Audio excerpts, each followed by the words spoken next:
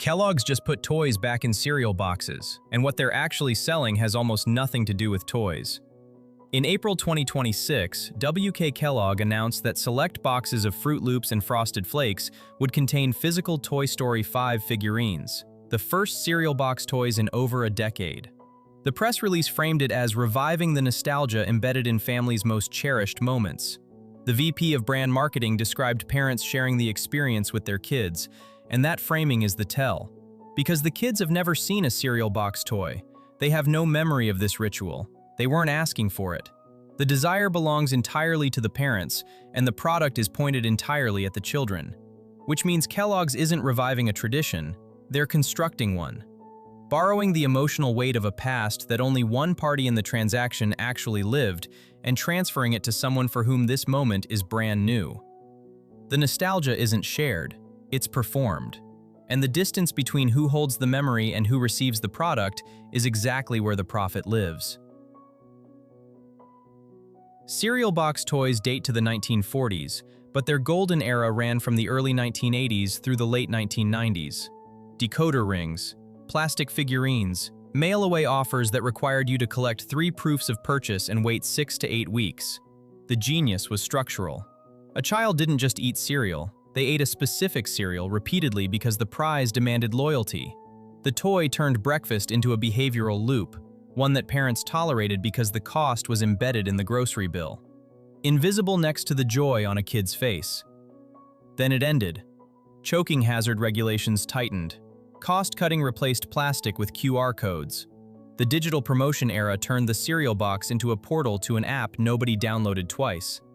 By the mid-2010s, the toy was gone, and nobody under 15 noticed, because nobody under 15 had ever known it was there. What remained was a generation of adults, now in their 30s and early 40s, carrying a sensory memory with no active trigger. The arm plunging past wax paper into loose cereal. The rattle of something small and plastic at the bottom. A feeling looking for a surface to land on. Kellogg's didn't revive the toy, they revived the surface. And they did it with extraordinary precision. The Toy Story 5 partnership is nostalgia squared. A nostalgic brand collaborating with a nostalgic franchise to resurrect a nostalgic format. Toy Story premiered in 1995. It is now 31 years old, which means the franchise is older than many of the parents Kellogg's is targeting with this campaign. The press language frames the toys as screen-free moments of play, which repositions a plastic figurine inside a box of sugar cereal as a moral good. The contrast is the thing parents feel most guilty about: screens.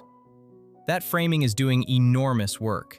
It transforms a purchase driver into a parenting philosophy.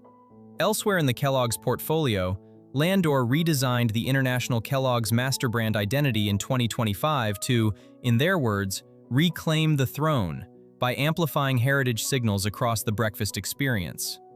A separate campaign, a different year, arguably a different corporate entity, but the same instinct. Frosted Flakes, separately, refreshed a legacy jingle with a contemporary music partner in February 2026 while keeping Tony the Tiger front and center. Different campaigns, same underlying logic across the portfolio. Protect the recognizable asset. Refresh the signal around it. Let familiarity do the selling. The strategy is not to create something new. The strategy is to make the old feel like a choice rather than a default. And it works because the audience isn't evaluating the toy. They're evaluating the feeling the toy is supposed to represent. Safety, simplicity, a childhood that was analog and therefore, in retrospect, pure.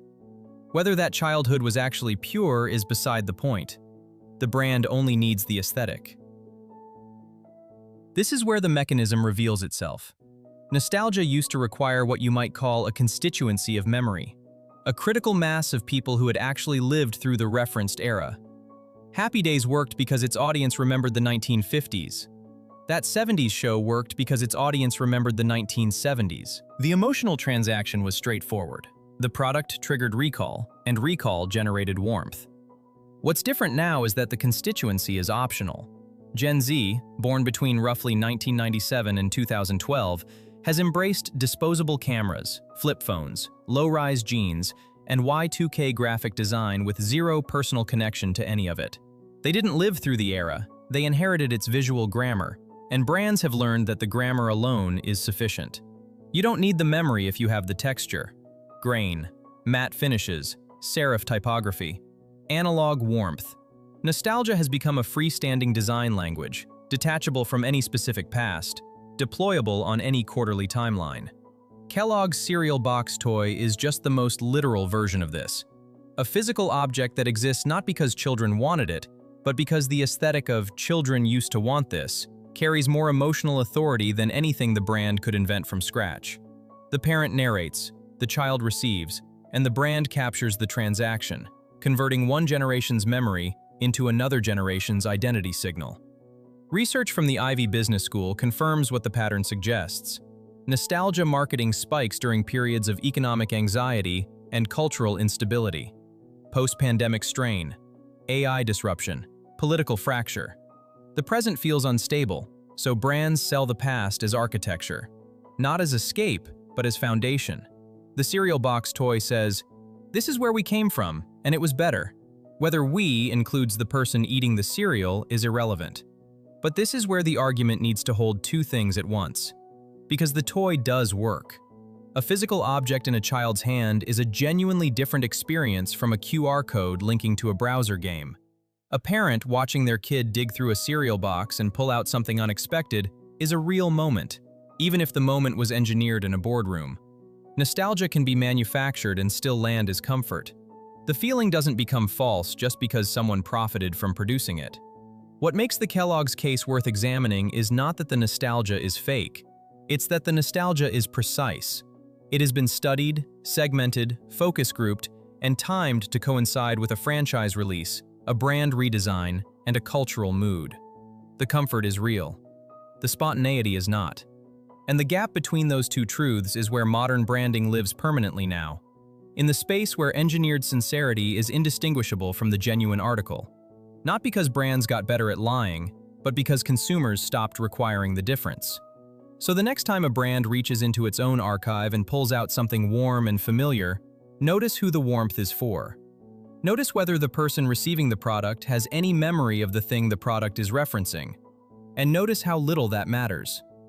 Nostalgia is no longer a bridge to the past. It is a building material for the present. And the blueprint doesn't require anyone to remember anything. It only requires them to feel like they should. Here's the question only this episode can ask. When you saw the headline about toys returning to cereal boxes, did you feel something before you thought anything? And if so, whose childhood were you feeling? Yours? Or the one a brand built for you to borrow? You already know the answer. The next time you reach for the box with the familiar mascot and the promise of something simple inside, you'll know exactly which feeling was yours and which one was placed there for you to find. This is the Threads of Culture,